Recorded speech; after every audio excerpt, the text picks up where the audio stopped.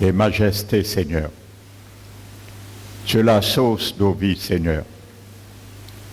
Et tu as fait de nous, Seigneur, un arbre, Seigneur, planté près de ce courant d'eau.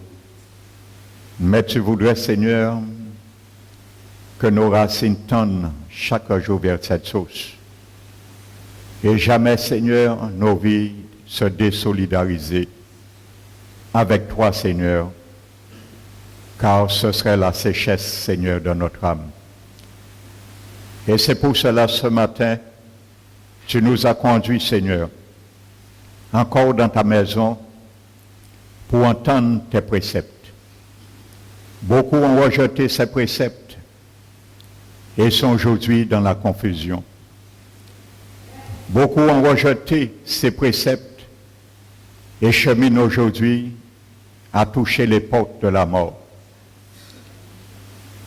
Beaucoup ont rejeté tes préceptes parce que leur âme avait en horreur toutes sortes de nourriture spirituelle. Mais toi, Seigneur, comme nous l'avons chanté, tu es un Dieu grand en bonté et en miséricorde. Et c'est ce qui nous donne l'espérance de continuer encore la route avec toi. Car tu nous as promis, tant que nous voulions aller, tu nous permettras d'y aller, Seigneur.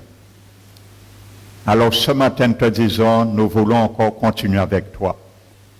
Allez, Seigneur, à travers toutes les péripéties, Seigneur, que nous devons rencontrer et qui sont salutaires.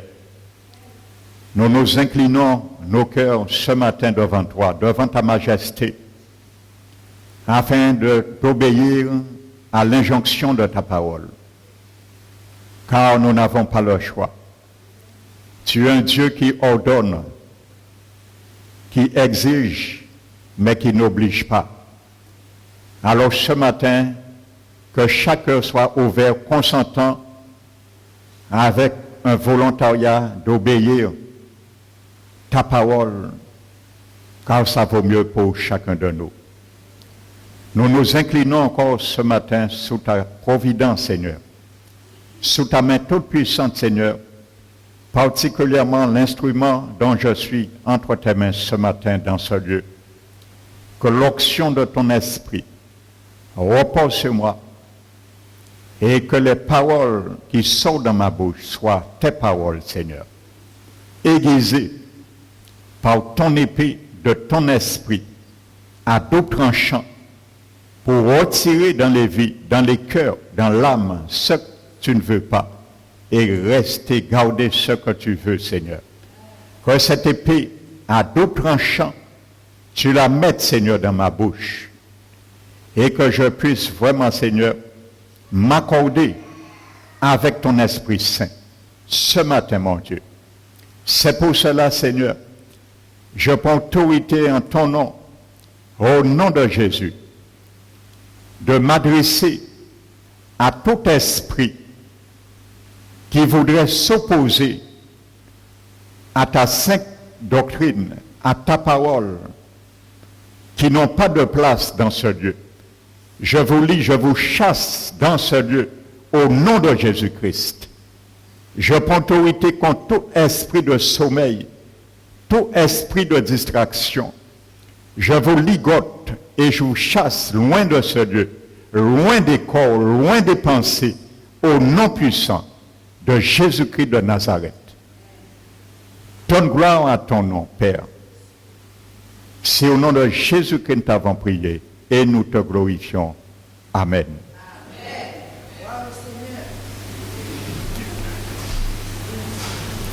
Bonjour, frères et sœurs. Que le nom du Seigneur soit béni, glorifié et exalté. Amen. Donc tu es à la bonne place ce matin, car le Seigneur a une parole pour toi. Je bénis également dans le nom du Seigneur tous ceux et celles qui nous visitent ce matin. Et il n'y a pas de hasard. Attends-toi. Le Seigneur connaît nos vies et il sait aussi bien nous parler. Donc sans plus tarder, je vais continuer. Cet enseignement, c'est pourquoi le Seigneur Jésus nous demande de porter notre croix. Alléluia. Donc je ne vais pas m'étendre, je vais continuer, car j'ai beaucoup de matériel à partager ce matin encore avec vous sur ce sujet. Donc les précédents, pour ceux qui n'étaient pas là, ceux qui prennent pour la première fois, vous pouvez les avoir gratuitement sur CD ou DVD. Donc vous allez les commander près de notre frère qui a la technique, Fabrice Manico. Alléluia. Donc nous allons continuer.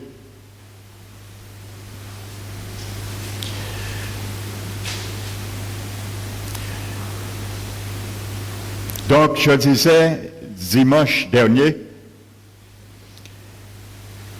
que le corps a été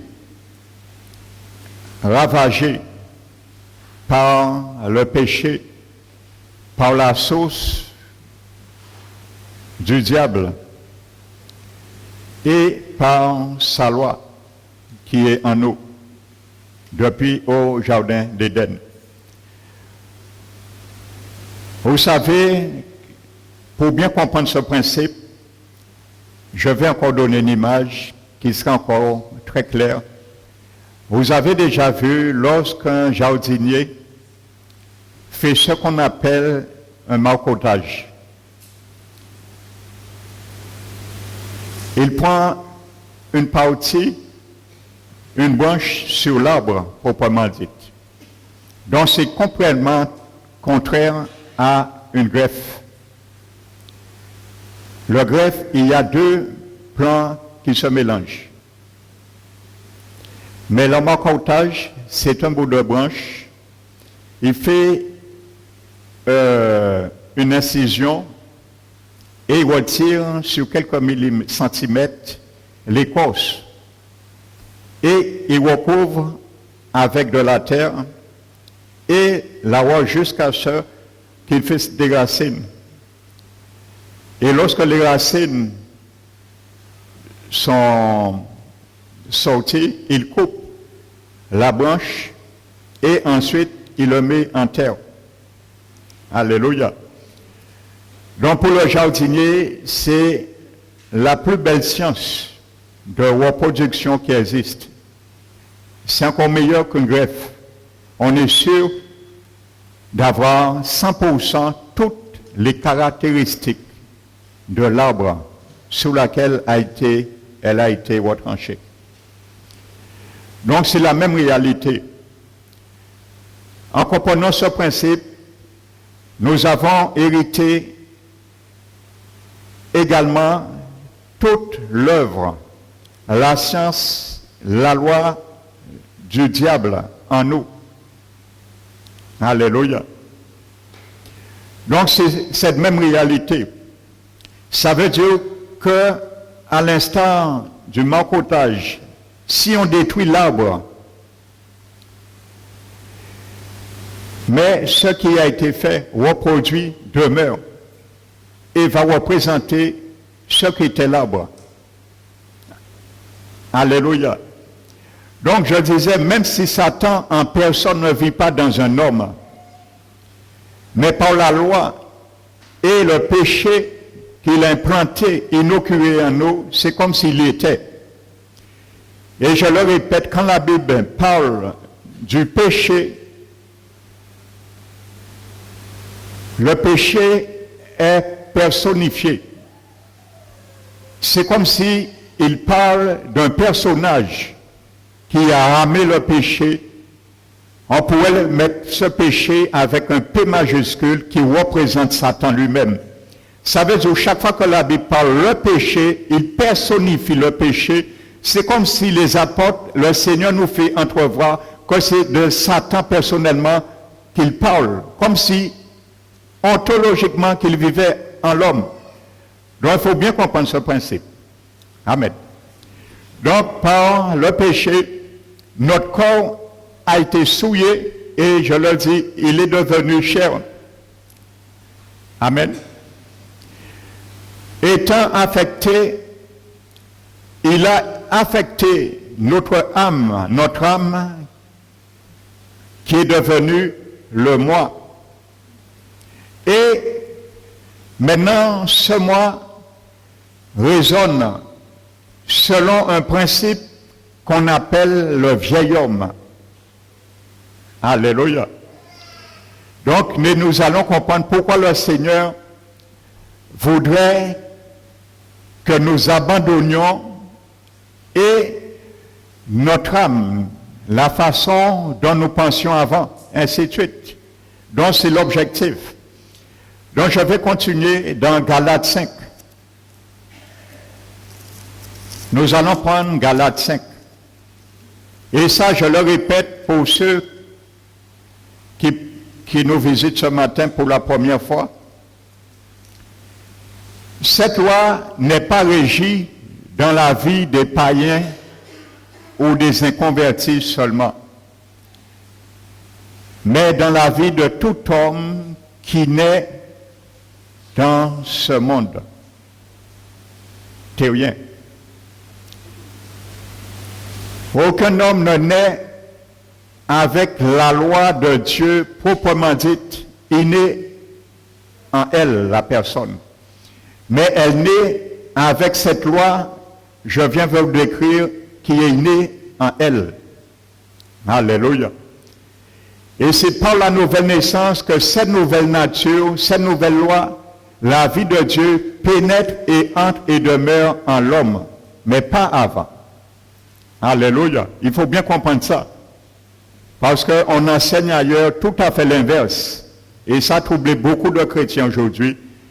Les a fait même déserter l'Église en pensant qu'ils avaient fait une fausse conversion. Alléluia. On les a fait comprendre une fois en Christ que la chair s'est éradiquée, il n'y a plus de péché, on ne peut plus pécher. Si on tombe, on est faible, c'est parce qu'on n'est pas né de nouveau, on a fait une fausse conversion. Il y a tout un schéma, une analyse qui a été faite sur l'intelligence de certains chrétiens et ils se retrouvent aujourd'hui assis sur le banc de l'apostasie. Ce n'est pas je les justifie, parce que quand tu as reçu l'Esprit de Dieu, tu n'as aucune excuse d'abandonner la voie divine. Même si un serviteur t'a induit en erreur, tu peux rattraper l'erreur, parce que Jésus est le réparateur des brèches. Et il t'a fait une promesse que tu peux être appelé aussi réparateur des brèches. Tu peux rebâtir sur l'ancienne ruine et relever les fondements antiques. Alléluia. Donc je ne justifie quiconque, je le dis. Galates 5, verset 24.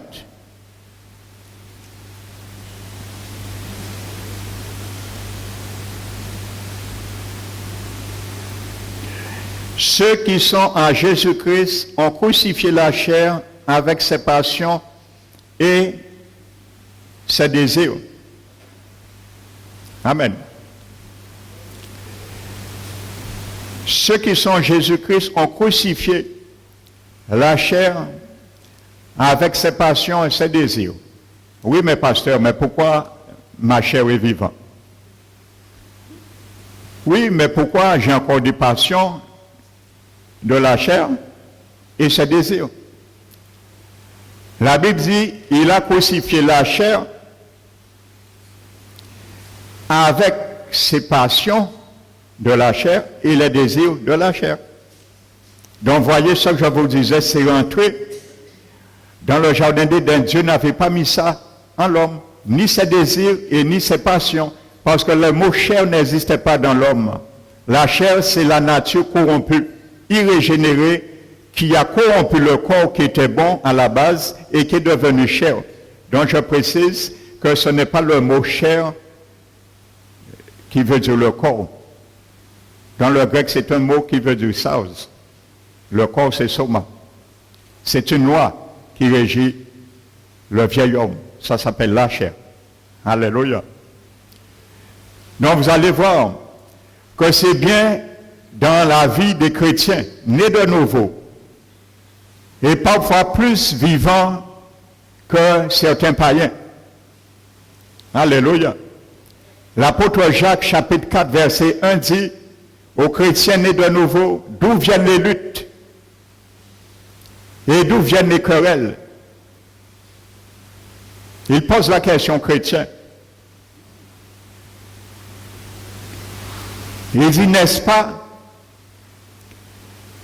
des passions, de vos passions, qui font la guerre à vos membres? Les passions. Vous voyez? Donc c'était bien en eux. Alléluia.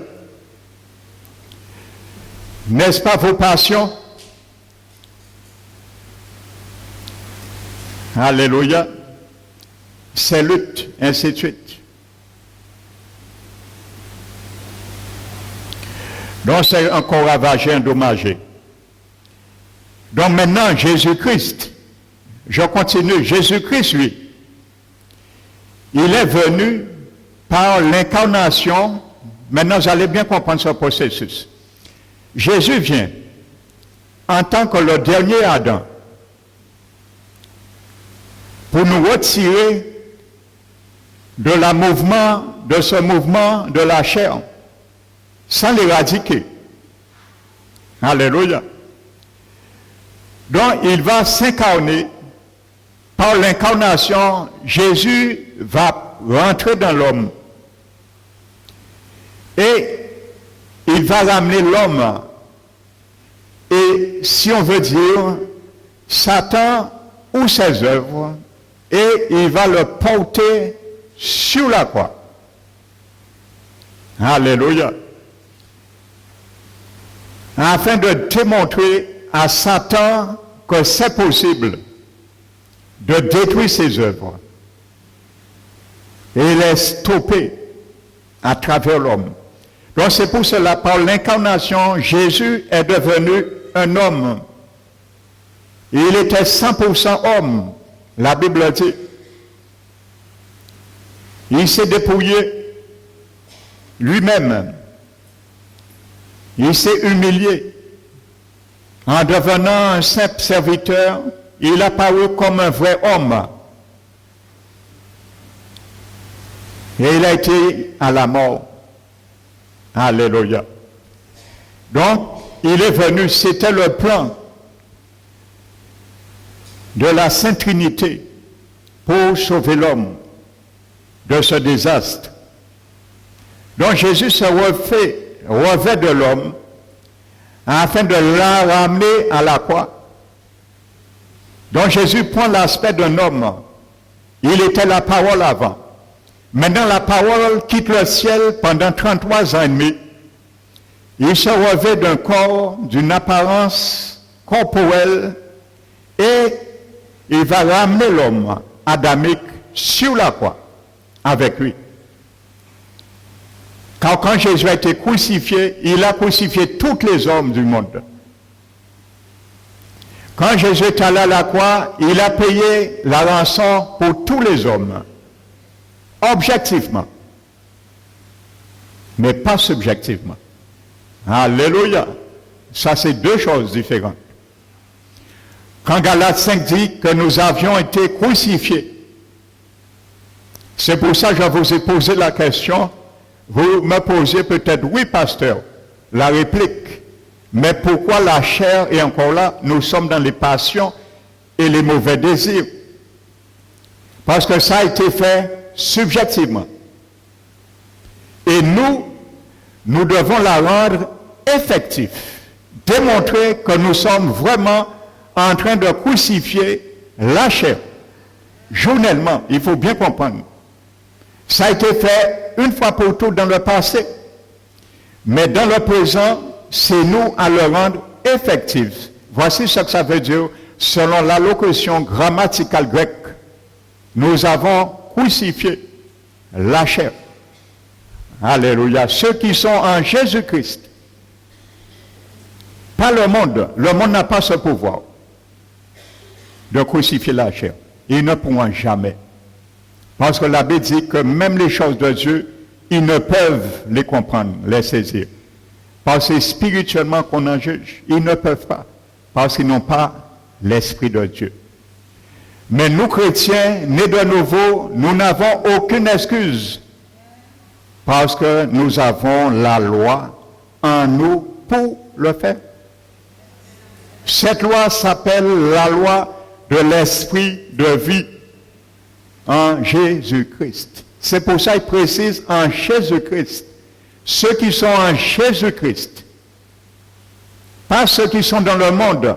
Dans le monde, tu ne peux pas combattre ta chair parce que tu n'as pas d'arme pour cela. Tu ne peux donner que ce que tu as. Donc tu ne peux pas triompher de la chair. Il faut être en Jésus-Christ. Alléluia. Donc le Seigneur, maintenant, il va ramener l'homme adamique. Parce que la Bible appelle Jésus le dernier Adam. Alléluia. Le dernier Adam, ce n'est pas pour rien. Et il est venu en tant qu'homme. Parce qu'il devait mourir en tant qu'homme. Alléluia. Parce que c'est les hommes. La rédemption a été ouverte pour eux, pas pour les anges. Les gens déchus, c'est fini, il n'y a pas de rédemption pour les anges. Maintenant, Jésus amène l'homme adamique à la croix afin d'écraser par sa mort. Il amène l'homme à la croix, mais quand Jésus meurt, il écrase le pouvoir de celui qui détenait la mort, Jésus-Christ. Il écrase le pouvoir de celui qui détenait les hommes par la mort, qui s'appelle Satan. Voici ces deux choses que Jésus fait dans l'incarnation. Premièrement, alléluia. Hébreux 2, verset 14 le dit, notez. Maintenant, après la mort et l'ensevelissement de notre Seigneur Jésus, il y a la résurrection. Alléluia. La mort, l'ensevelissement, maintenant il y a la résurrection de notre Seigneur Jésus. Et comprenons bien quelque chose. La Bible nous dit que ce qui a été écrit par rapport au peuple Israël a été écrit pour nous, servir d'exemple. Vous savez, quand Israël est rentré dans la mer Rouge, ils ont entraîné Pharaon et son armée. Mais lorsqu'ils sont ressortis, eux, ils sont passés à travers la mer Rouge sans Pharaon et sans son armée.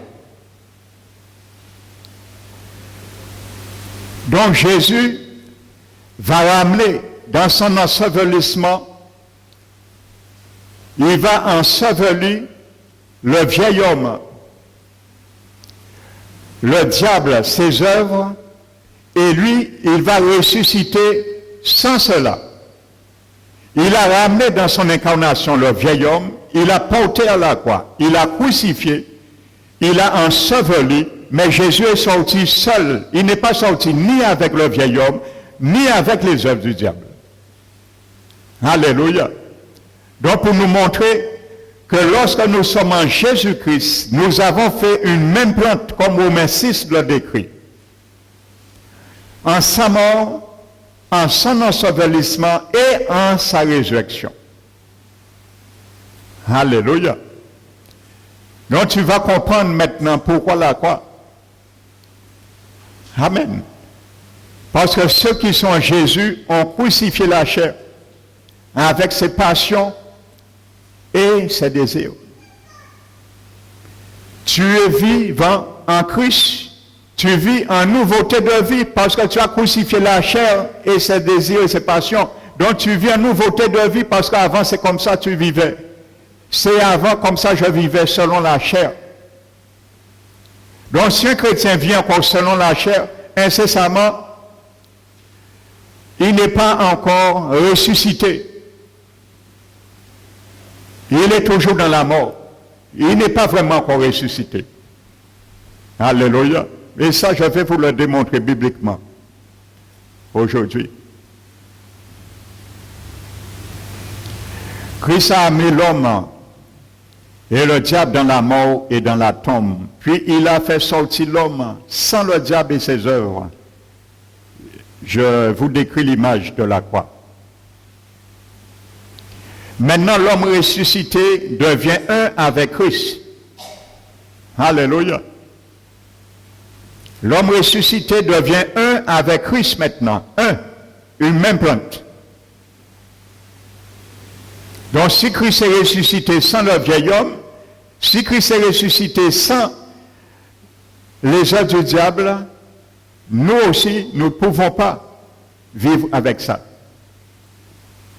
Pour nous, ils ont été ensevelis. Alléluia. C'est un des usages du baptême d'eau. Beaucoup se sont fait baptiser d'eau, ils n'ont rien compris au baptême d'eau. Alléluia. Je ne parle pas ici, parce qu'ici, il y a 3 cours de baptême qui sont bien conséquents. Quand tu entends ces 3 cours, si tu n'étais pas prêt, si tu n'étais pas vrai, tu viendras me voir, dit pasteur, je n'avais pas bien compris, je renonce au baptême. Et il y a 2 personnes qui ont déjà renoncé, parce qu'ils comprenaient que c'est un jeu. Le baptême n'est pas un bain, hein. C'est pas on va à la mer, on se fait baigner, c'est pas ça devant Dieu. C'est vraiment une signature, un engagement total que nous prenons devant le Seigneur. Alléluia. Il faut que les gens sachent qu'est-ce que le baptême d'eau. Alléluia.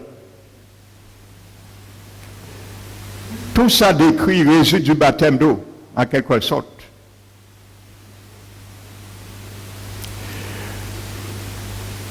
Et l'homme ressuscité devient un avec Christ. À ce moment, il nous a régénérés par sa résurrection. Alléluia. C'est à ce moment que Jésus peut régénérer un homme. Pas avant. Alléluia.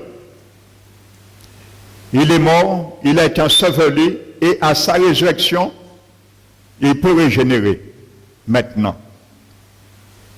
Inoculer maintenant le sérum pour pouvoir faire ce qu'il a fait. Tant Jésus n'était pas ressuscité, c'était impossible. Maintenant, Jésus a été le vaccin que le Père Céleste a trouvé dans son laboratoire céleste. Jésus est le seul vaccin pour nous régénérer et nous ramener, permettre de nous ramener le vieil homme, la nature pécheresse qui est la chair, à la croix, le crucifier et vivre en nouveauté de vie. Donc il faut prendre le vaccin. Si tu n'es pas vacciné par ce vaccin, tu ne pourras jamais faire cela. La maladie incurable demeurera en toi pour l'éternité. Parce que c'est un virus qui a affecté l'homme, la loi du péché, la nature corrompue qu'on appelle la chair, la vieille nature. Il y a un seul vaccin, c'est Jésus. Et ce vaccin, il est préventif et curatif. Alléluia. Il peut tout faire. Jésus-Christ. Et il n'y a aucun autre nom qui a été donné. La Vierge Marie ne peut pas faire ça. Son sang était souillé. Bouddha ne peut pas faire ça. Mahomet ne peut pas faire ça. Krishna ne peut pas faire ça. Marie Curie ne peut pas faire ça. Haile Selassie ne peut pas faire ça. Jésus seul est le vaccin. Alors si tu as ce vaccin en toi, tu as été régénéré par la résurrection de Jésus, laisse l'effet couler en toi. Et ne permet pas qu'il y ait des obstacles qui obstruent l'écoulement de ce vaccin. Beaucoup de chrétiens, trop de chrétiens aujourd'hui font obstacle et ils obstruent l'écoulement de l'effet du vaccin, de la nouvelle naissance, la régénération en nous, pour accomplir cette œuvre, pour nous ramener à crucifier le vieil homme, la chair. Nous préférons répondre aux impulsions, aux appétits de la chair. Alléluia.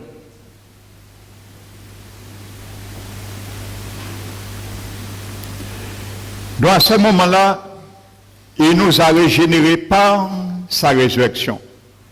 L'apôtre Pierre nous le dit, prenons 1 Pierre, chapitre 3, chapitre 1, verset 3 plutôt.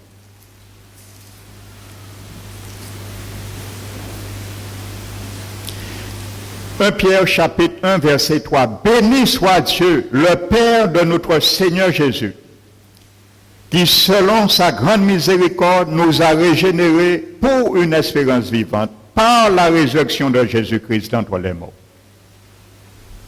Béni soit Dieu, le Père de notre Seigneur Jésus-Christ. Quand la Bible parle, béni soit Dieu, le Père de notre Seigneur Jésus, il vise l'incarnation.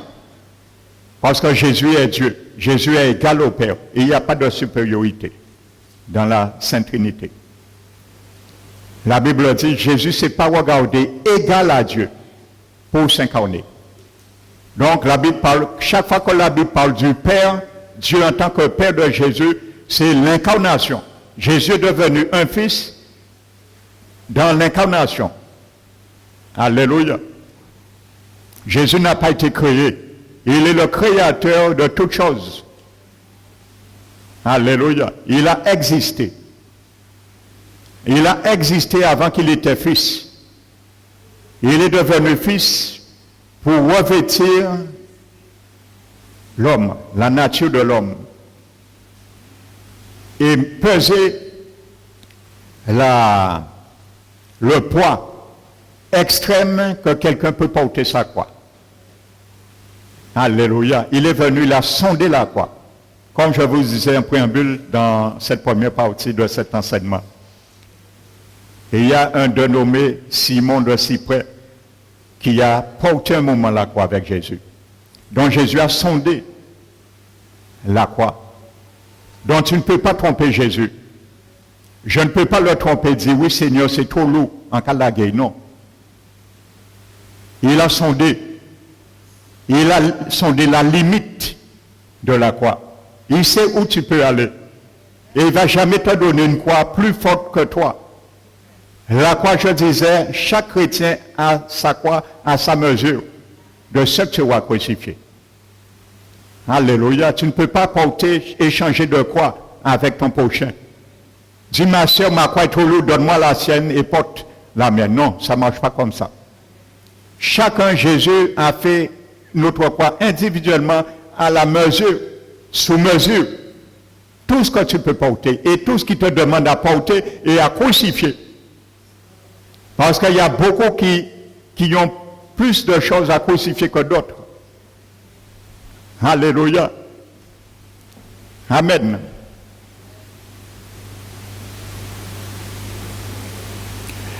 Donc il a régénéré, son esprit devient un avec le Seigneur. Et c'est à ce moment-là, nous devons porter notre croix, chaque jour. Pas avant. Alléluia. Maintenant, dès que notre chair se détache de la croix, nous découvrons que Satan vit de nouveau. À partir de ce moment, tu dois porter ta croix. C'est là que ça commence. Parce que c'était la condition, la base que Jésus posait, le fondement. Si quelqu'un veut venir après moi, il renonce à lui-même, qui se charge de sa croix et qui me suit. À ce moment, tu prends le point de départ. Ta croix. Alléluia. Donc voici pour cela que Jésus a dit cela. Maintenant, chaque jour, et dès que notre chair se détache de la croix, nous découvrons que Satan vit de nouveau. Parce que c'est sa loi qui est en nous. Donc, dès que nous allons nous écarter de la croix, automatiquement, il va ressurgir. Alléluia. Donc la croix devient notre boussole également, frères et sœurs. La régénération est la fusion de Dieu avec notre esprit. Voici ce qu'on appelle la régénération. C'est la fusion de Dieu avec notre esprit. Parce que son Saint-Esprit en nous et notre esprit devient un seul esprit. Il a dit dans l'Alliance nouvelle à Jérémie, je lui donnerai un esprit nouveau et un cœur nouveau. Pas il retire le cœur, hein. Il ne fait pas une opération chirurgicale quand nous l'acceptons. Il retire le cœur et met un autre cœur. Il retire l'esprit humain et met notre nom. Un cœur nouveau et un esprit nouveau. C'est l'Esprit de Dieu qui vient, il vit dans notre esprit humain et les deux esprits, l'esprit humain et l'esprit de Dieu devient un seul esprit. Donc le seul esprit devient un esprit nouveau. Parce qu'avant, notre esprit n'avait pas l'esprit de Dieu. Ses fonctions étaient atrophiées dans un coma spirituel. Quand l'Esprit de Dieu rentre, il fait une respiration artificielle et il revivifie les fonctions de notre esprit humain. Donc, à ce moment, notre esprit humain devient un nouvel esprit. C'est normal. Notre cœur, pareil. Alléluia. Donc, le Seigneur aussi, il va renouveler aussi les tendances et réhabiliter les fonctions de nos cœurs. Et le cœur deviendra nouveau. C'est dans ce sens que la Bible dit, il nous donne un cœur et un esprit nouveau. La régénération a pris place dans notre esprit, mais après cela, nous devons être transformés dans notre âme. Alléluia. Et si tu ne portes pas ta croix, mon frère, ma soeur, si je ne porte pas ma croix, je ne pourrai pas laisser mon âme être transformée par le renouvellement dans mon intelligence. Ce sera impossible. Ça, c'est l'objet de la croix. Il faut que notre intelligence coopère avec notre esprit quand il devient régénéré. Parce qu'il n'avait jamais coopéré avant. L'esprit de l'homme est pris en otage par son âme quand il vient au monde. Il n'a jamais appris à marcher par son esprit parce que son esprit est atrophié. Les fonctions de notre esprit sont atrophiées.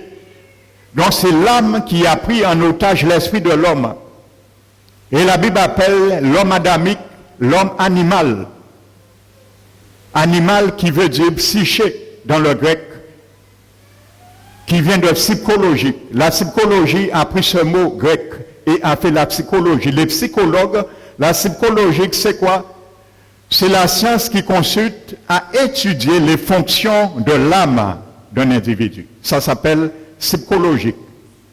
Et c'est ça que les psychologues apprennent. Et c'est pour ça que je dis que la parole de Dieu, c'est le plus grand psychologue. Parce que les psychologues même, ils étudient la psychologie, les fonctions de l'âme.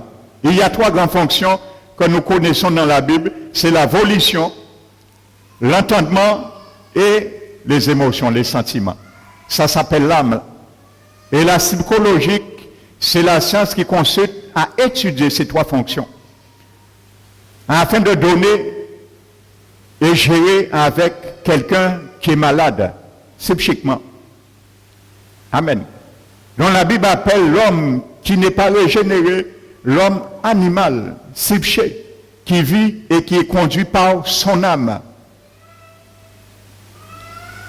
Mais nous qui sommes régénérés, nous ne devons plus être conduits par notre âme, nous devons être conduits par notre esprit humain.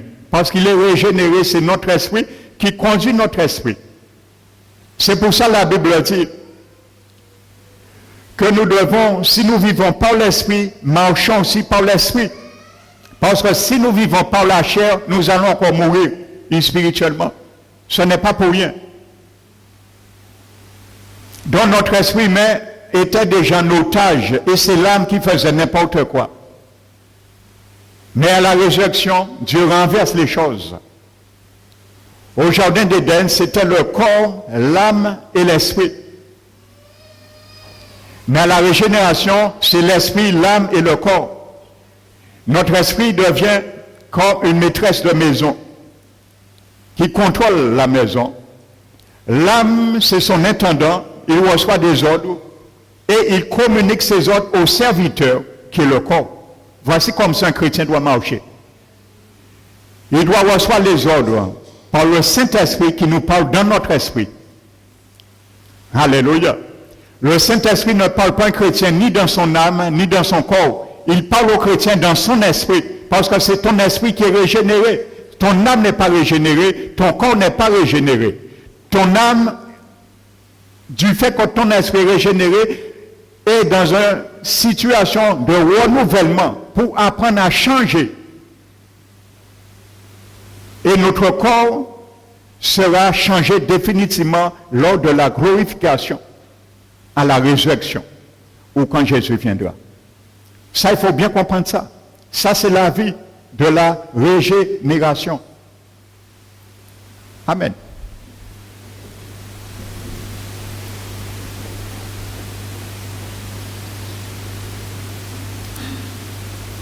Donc je disais, la régénération a pris place dans notre esprit, mais après cela, nous devons être transformés dans notre âme, parce que notre âme, il est en train d'être sauvé.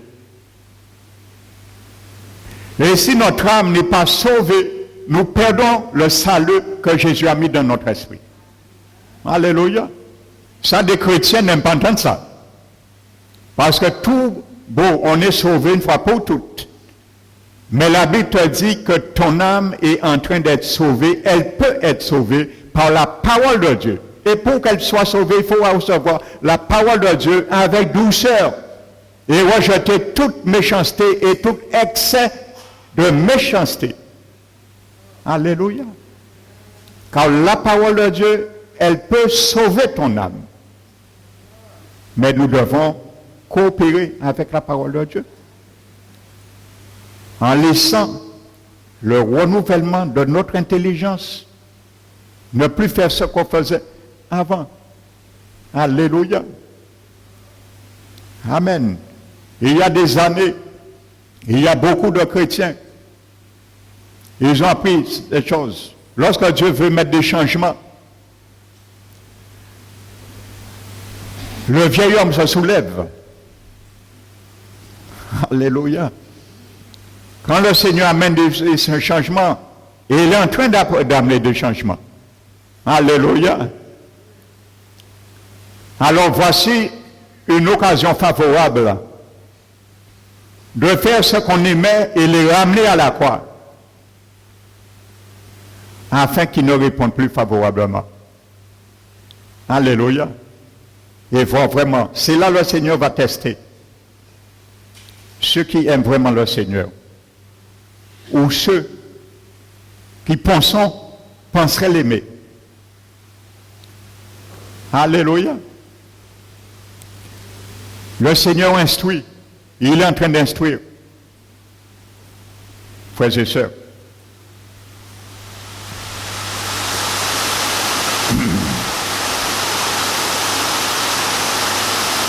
Parfois, nous ne voulons pas monter sur la croix. Amen. Vous savez,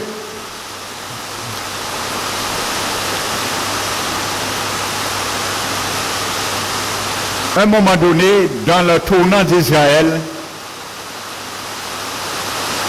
la Bible nous dit, par leur désobéissance, Israël s'est trouvé en guerre avec les Philistins. Les Philistins ont emporté la victoire.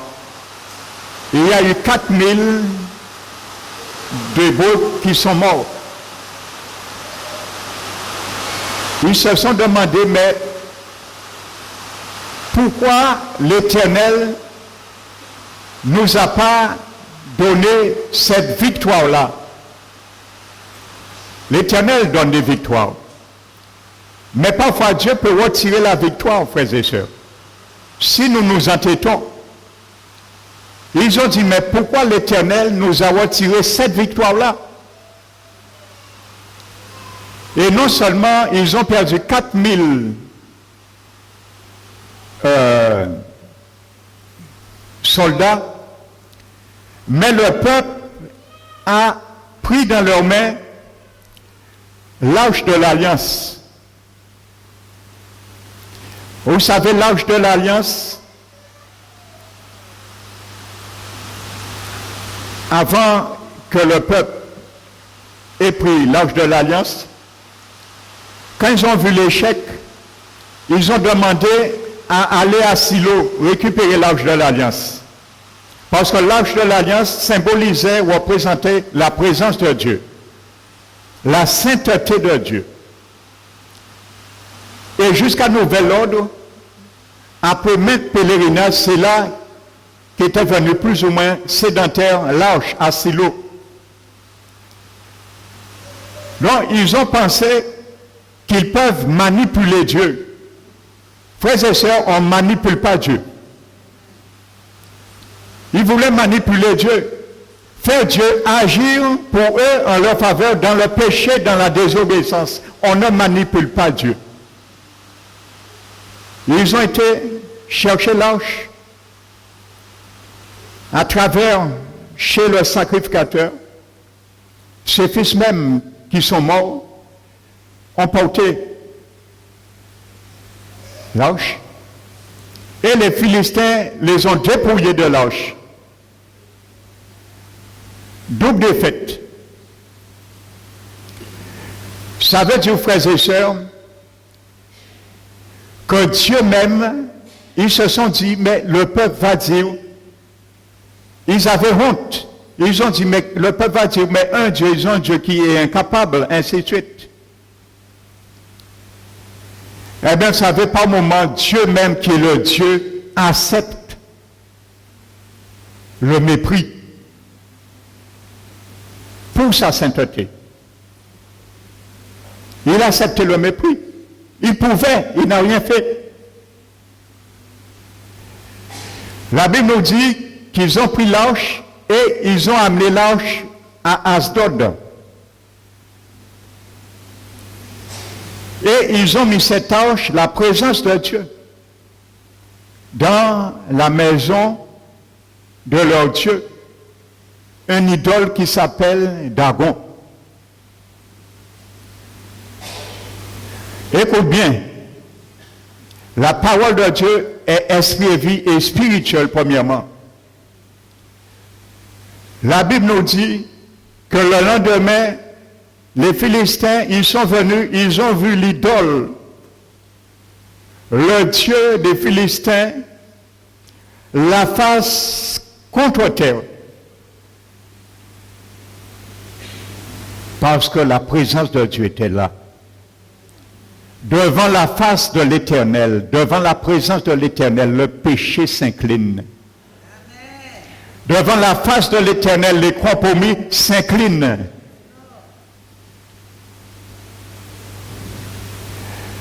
Ils ont redressé Dagon.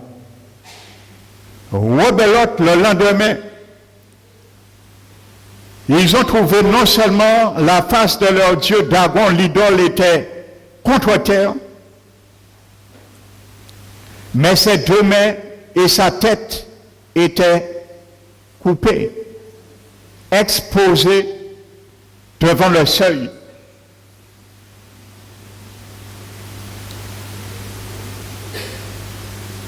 Il ne pouvait pas le redresser cette fois-ci.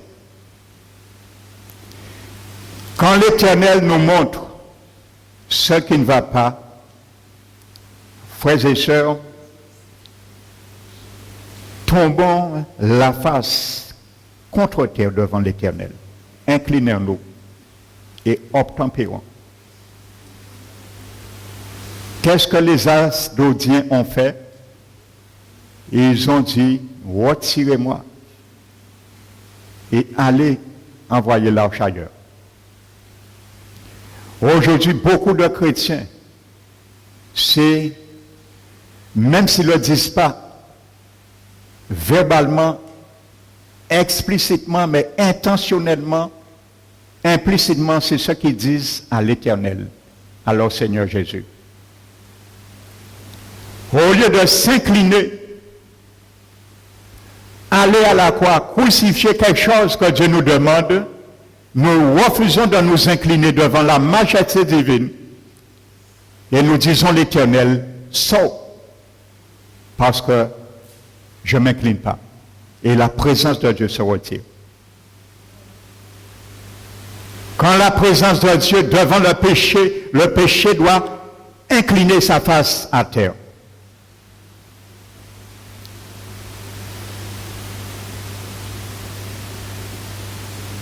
Ils ont voulu conjuguer avec la sainteté de Dieu, ils ont été frappés d'hémorroïdes. Et ils ont dit, retirez l'arche, allez le porter ailleurs. Ils sont descendus, ils l'ont transporté à Gad, dans une autre ville. Ça a été la même réalité. Dieu a frappé d'hémorroïdes. Ils ont dit, retirez l'arche, amenez-le à Écron.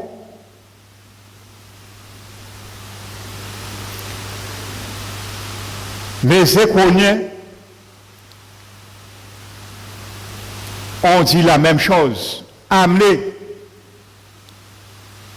l'arche ailleurs. Alléluia. Donc c'est une réalité, frères et sœurs. La présence de Dieu, amen, nous demande à nous incliner. Et c'est à partir d'Écron, ils ont été consultés,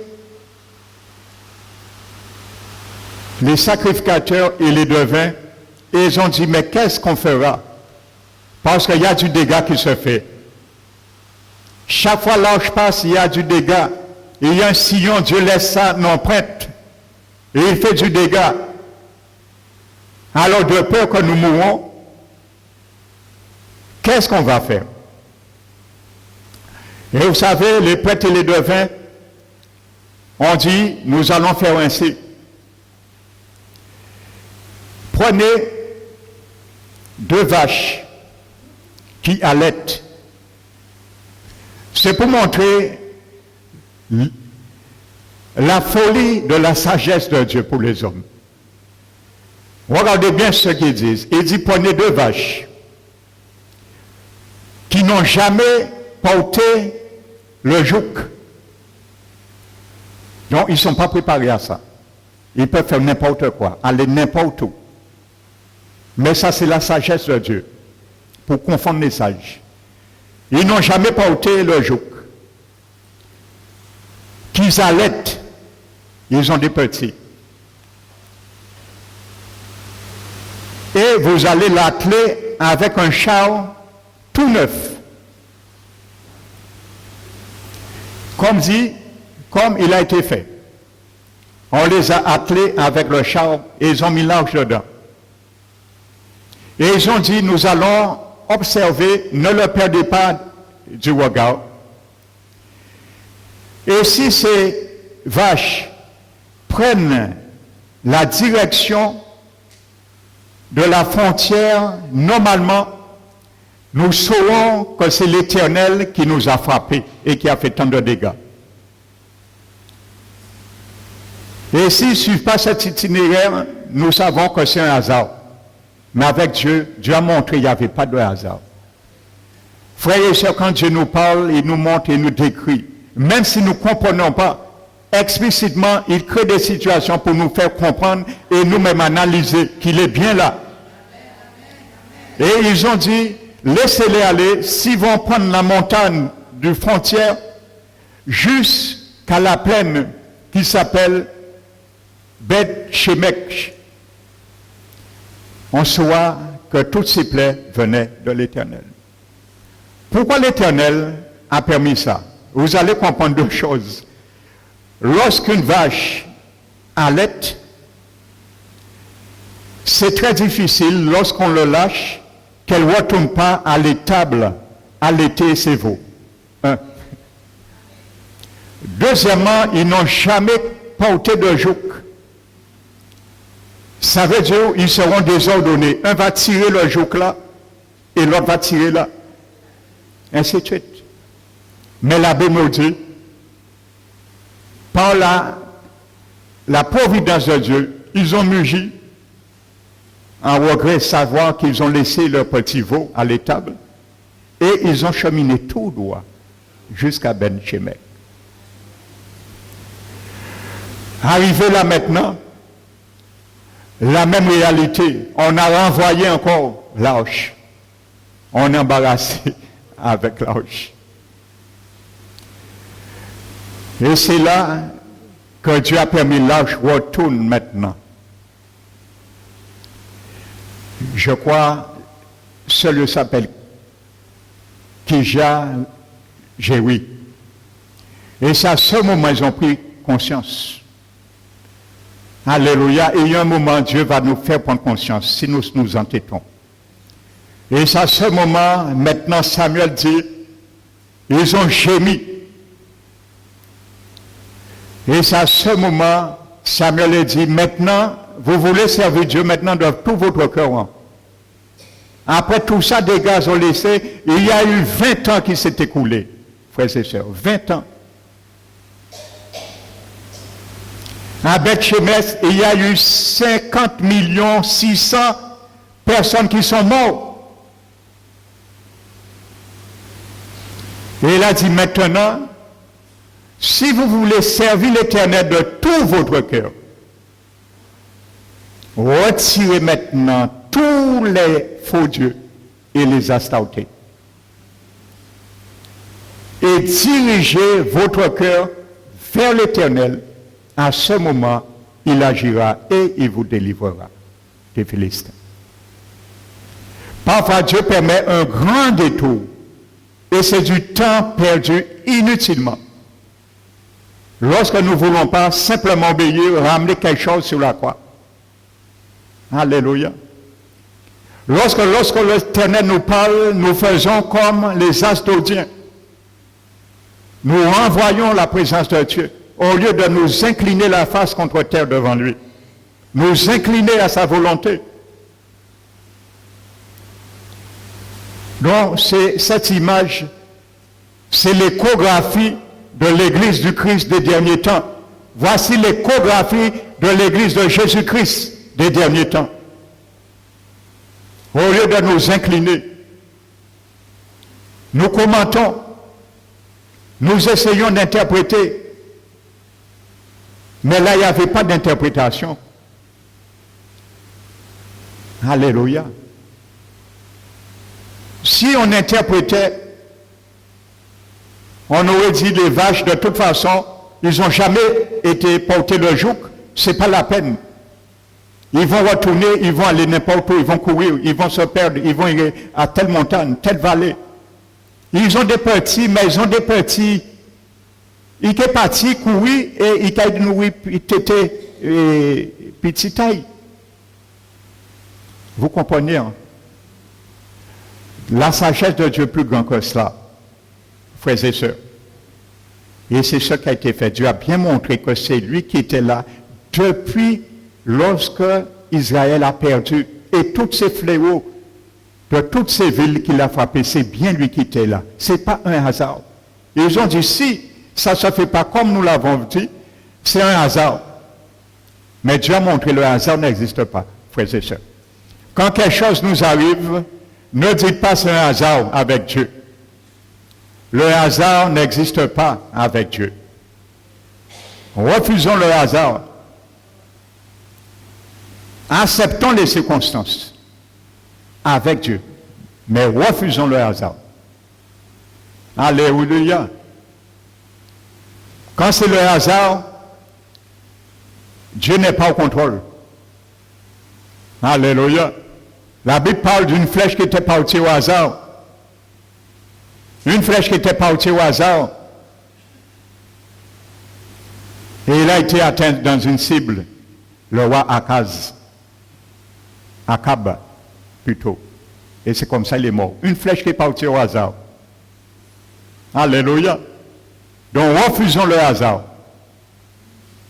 Acceptons l'éventualité, mais refusons le hasard.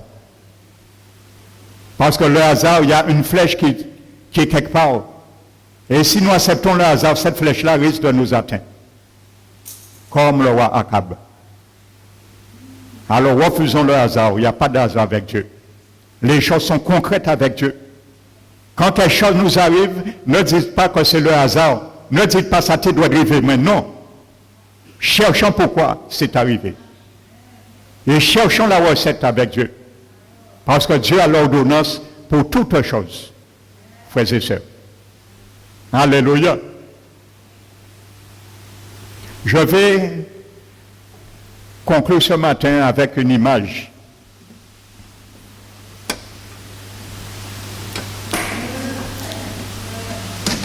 N'ayez pas peur ce matin, ce n'est pas de maquillage, je vais parler. J'ai parlé de ça dimanche. Ou plutôt l'Éternel vous a parlé dimanche. Alors n'ayez pas peur.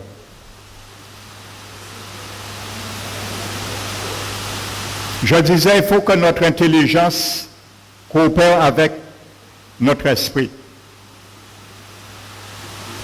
Prenons Éphésiens 4, nous allons comprendre quelque chose. C'est pour ça que j'ai pris le tableau. Éphésiens chapitre 4.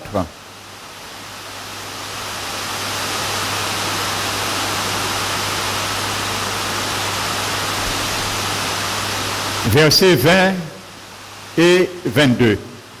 Éphésiens chapitre 4. Nous allons commencer le verset 21.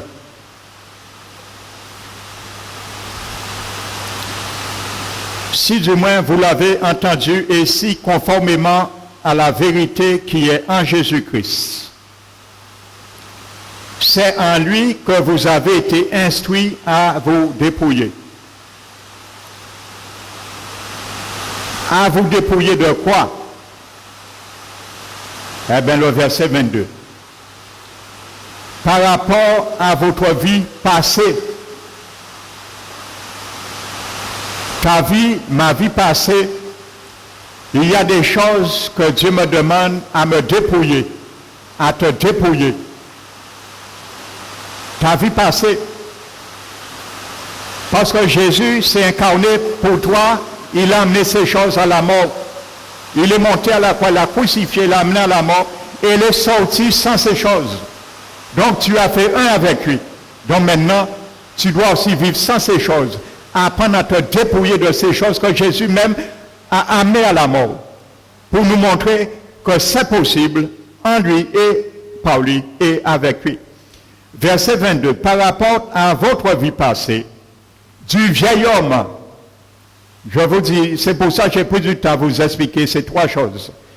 La chair, le moi et le vieil homme. La chair, c'est la nature corrompue. Le moi, c'est celui qui est animé, la loi qui a animé notre âme par rapport à cette nature qui est la chair. Et le vieil homme, c'est celui qui obéit aux injonctions à notre âme adamique et qui est assujetti à la chair. Amen. Parce qu'il y a un homme nouveau, il y a une loi nouvelle et il y a une nature nouvelle. Alléluia.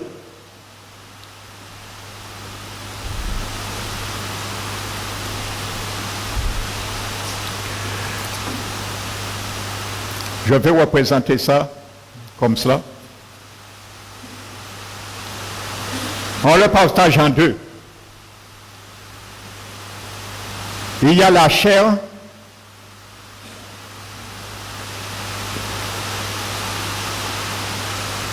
il y a le moi et il y a le vieil homme.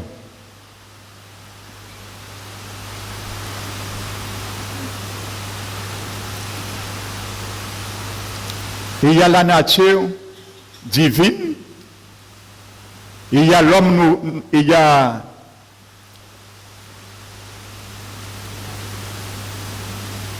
la loi du Christ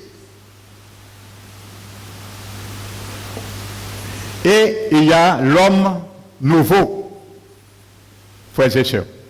Donc c'est comme ça, tu es maintenant. Et c'est pour ça, parfois, la Bible nous dit, nous avons notre âme et nos cœurs partagés.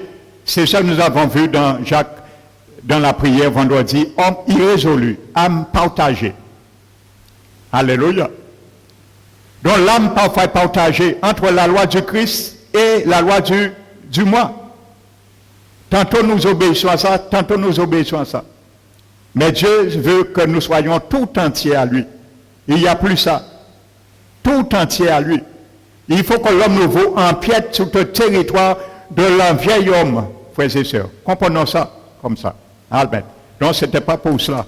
J'avais pris le tableau. Donc Jésus nous dit à nous dépouiller du vieil homme qui se corrompt par les convoitises trompeuses.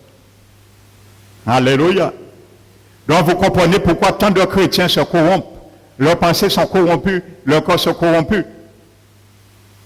Parce qu'ils ne veulent pas ou ils ne se dépouillent pas du vieil homme. Si tu ne te dépouilles pas du vieil homme, voici ce qu'il peut te donner. La corruption. C'est clair. Alléluia. Paul a dit, si vous semez pour la chair, la vieille nature, vous allez moissonner de la chair la corruption. C'est marqué dans Galates. Ce n'est pas moi qui le dis. Qui se corrompt par les convoitises trompeuses. Donc c'est pour cela, si tu sèmes pour la chair, tu vas récolter la corruption, parce qu'il se corrompt. C'est ça qu'il peut te donner. C'est ça qu'il nous a donné avant. Verset 23, à être renouvelé dans l'esprit de notre intelligence et à revêtir l'homme nouveau, créé selon Dieu, dans une justice et une sainteté qui produit la vérité. Dans le verset 22, nous voyons premièrement, nous devons nous dépouiller du vieil homme.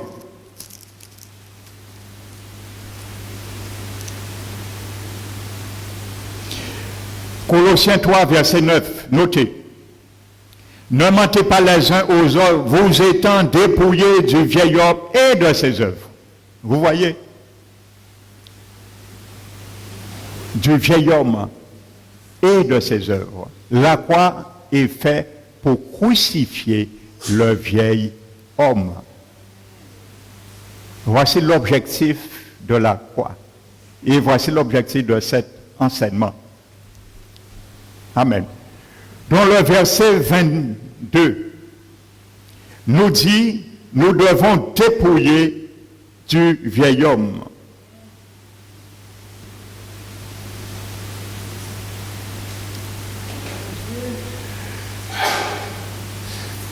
Donc, verset 22, nous devons nous dépouiller du vieil homme. Puis, dans le verset 24, nous devons nous revêtir d'un nouvel homme. Alléluia. Nous voyons ici l'œuvre de la croix et de la résurrection. Se dépouiller du vieil homme résulte de l'œuvre de la croix. Alléluia. La Bible nous dit, nous devons nous dépouiller du vieil homme.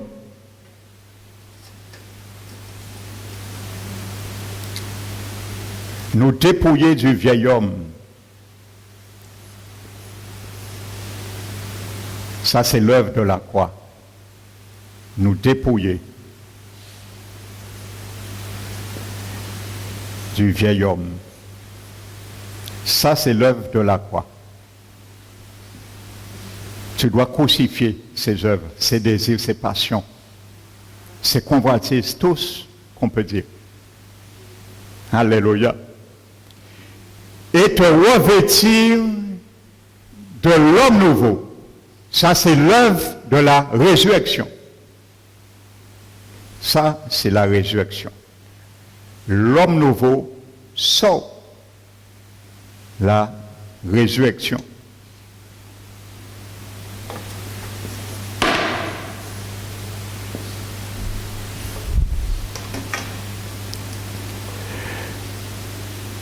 Le verset 22 nous dit, nous devons nous dépouiller du vieil homme. Ça se fait par l'œuvre de la croix. Et nous revêtir de l'homme nouveau. Ça se fait par la résurrection. Alléluia. Ça veut dire pour quelqu'un puisse ressusciter en Christ, il faut que tu meurs avant. Tu ne peux pas revêtir l'homme nouveau sans te dépouiller auparavant, préalable du vieil homme. Voici l'ordre qui a été établi. Voici l'ordre. De la croix à la résurrection.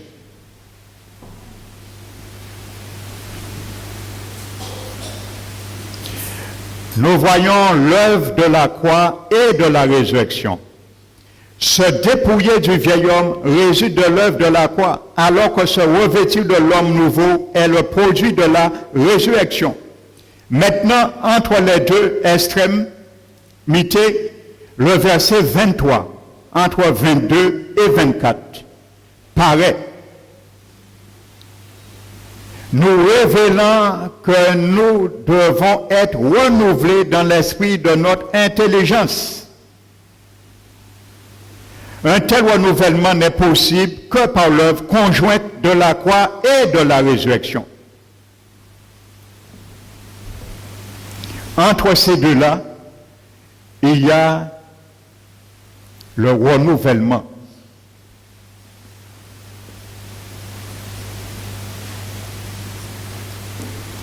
Entre la croix et la résurrection, il y a le renouvellement.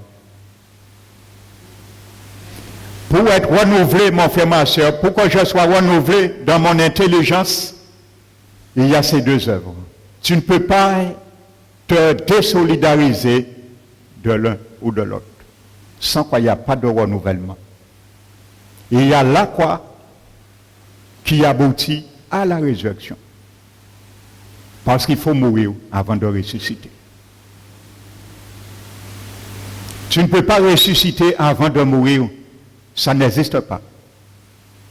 Il faut mourir avant de ressusciter. Nous devons nous dépouiller, apprendre à nous dépouiller du vieil homme. À ce moment, nous démontrons que nous sommes vraiment ressuscités avec Christ. Parce que Romains 6 nous dit, nous avons crucifié le vieil homme. Alléluia. Par le baptême d'eau en Jésus-Christ. Donc, il y a ces deux-là. Le renouvellement ne se fait pas sans l'un ou sans l'autre.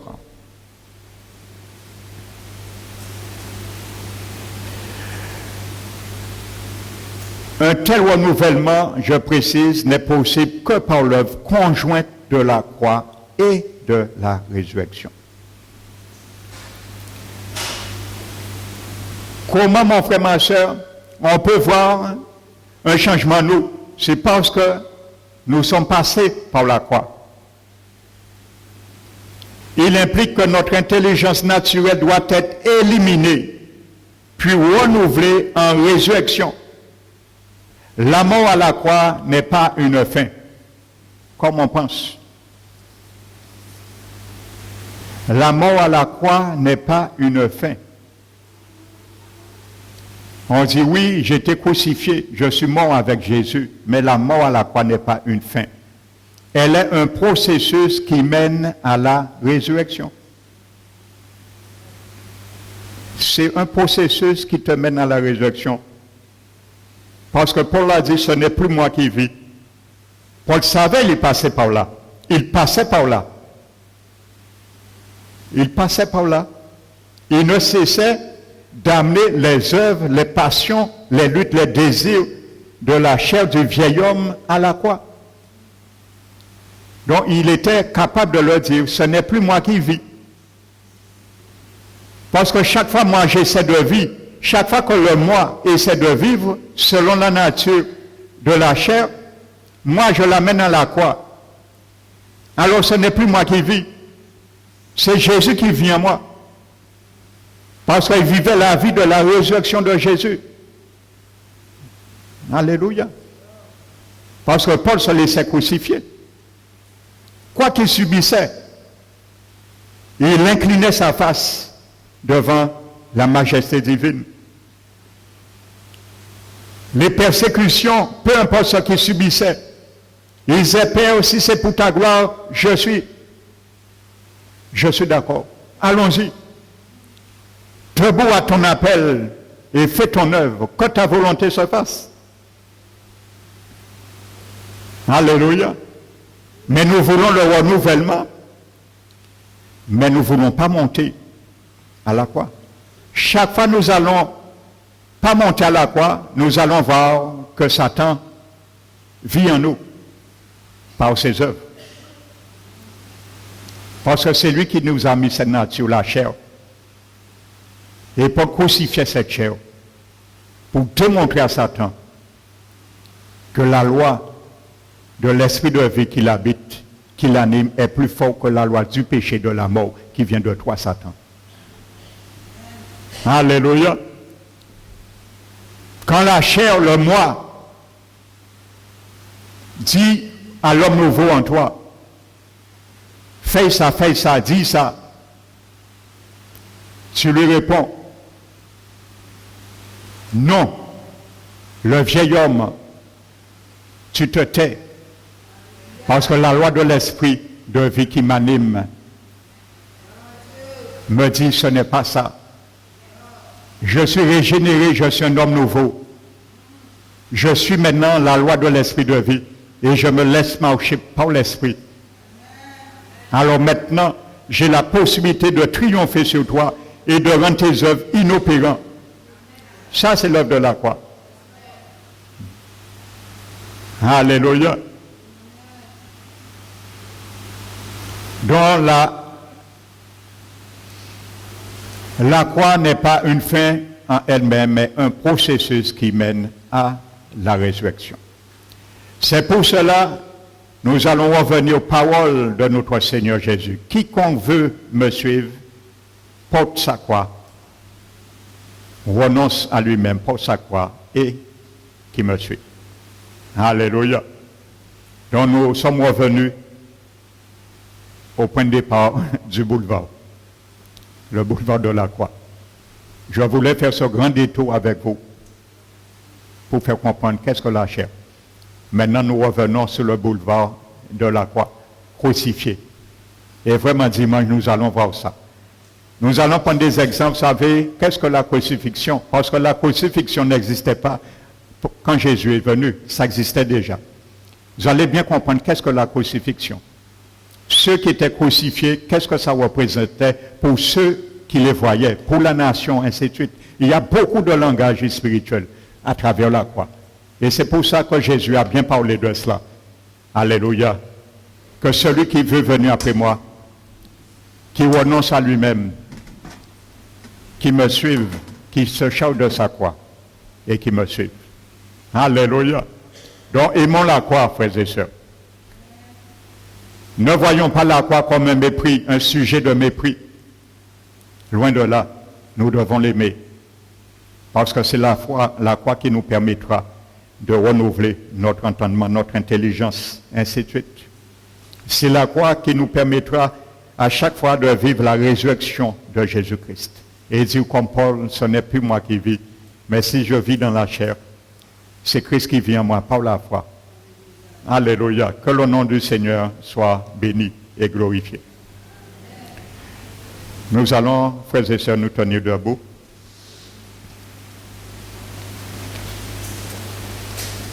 Nous allons fermer les yeux.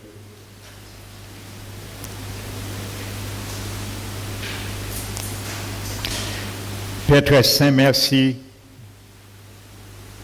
pour vraiment, Seigneur, ta bonté, ta miséricorde. Si tu devais nous juger selon nos iniquités, qui serait sauvé? Mais tu es un Dieu qui patiente, Seigneur. Tu attends, Seigneur, la longanimité de ta patience est longue. Mais avant qu'elle soit épuisée, Seigneur, permets que chacun de nous, non seulement ici, mais ailleurs, dans toutes les églises implantées en Guadeloupe, que nous prenons conscience, Seigneur, de toutes ces réalités qui nous manquaient, Seigneur, dans notre compréhension faible. Mais aujourd'hui, par rapport à ta grande miséricorde, tu as voulu encore, Seigneur, nous faire sonner, Seigneur, ta science, Seigneur, dans nos cœurs et faire écho encore une fois, mon Dieu. Car tu es un Dieu qui ne cesse de parler. Tu parles d'une manière ou d'une autre et bien souvent nous ne prenons pas égard. Alors que ce matin encore, Seigneur, que nous prenons égard, Seigneur, de ta parole et c'est par rapport à ta grande bonté que tu ne cesses, Seigneur, de viser en nous la pureté, la sanctification, car tu es un Dieu 3 fois saint. Tu es Saint Père, tu es Saint Seigneur Jésus et Esprit de Dieu, tu es saint. C'est pour cela que tu veux que nous soyons saints dans toute notre conduite, car tu viens chercher un peuple qui est saint et celui qui prononce le nom du Seigneur doit s'éloigner de toute iniquité. Tu nous l'as montré, Seigneur, celui qui en Jésus-Christ a crucifié la chair et tous ses désirs et ses passions. Aide-nous à le faire, Seigneur. Aide-nous à parvenir, car tu as sondé le poids de la croix. Toi-même as porté la croix qui est la plus lourde. Aucun homme ne puisse porter le poids que tu as porté, car tu avais tous les péchés de l'humanité. Mais toi, tu ne demandes pas de porter nos péchés, mais de crucifier le vieil homme et sa nature qui est la chair, et faire se taire le moi, et que l'homme nouveau prenne le dessus, Seigneur. Merci encore, Seigneur, pour vraiment l'excellente de tes révélations. C'est elle qui éclaire et qui soit encore une lampe à nos pieds pour briller davantage, Seigneur. Pendant que ce monde est dans vraiment l'obscurité, nous en avons besoin, Seigneur. Que l'intensification de cette lampe éclaire davantage dans nos vies, afin que nous soyons vraiment la lumière du monde. C'est le moment favorable, Seigneur, d'être cette lumière du monde, car les ténèbres environnent la nation chaque jour de plus en plus, Seigneur. Père, merci. Renvoie-nous dans ta paix, dans ta bonté et dans la réflexion de la révélation de ta parole. Merci, Père. Nous inclinons nos cœurs devant toi, Seigneur, et nous te disons merci encore pour tout. Père, c'est au nom de Jésus que nous t'avons prié et nous te glorifions. Amen. Amen. Nous allons maintenant apporter ce que nous avions mis à part pour lui dans la joie.